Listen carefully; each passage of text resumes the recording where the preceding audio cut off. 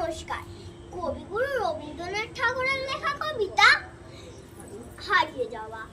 ছোট্ট আমার মেয়ে সঙ্গীতের ডাক শুনতে পেয়ে সিঁড়ি দিয়ে নিচের তলায় যাচ্ছিল সে নেমে।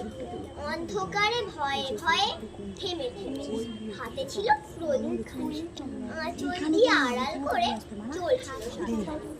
আমি ছিলাম ছাতে, তারায় ভরা চৈত্র মাসের রাতে। হঠাৎ মেয়ের কান্না শুনে উঠে দেখতে গেলাম।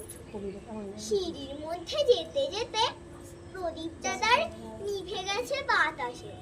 সুধার তারে কি হয়েছে বামি? সে কেঁদে কয়, নিচে থেকে হারিয়ে গেছি আমি।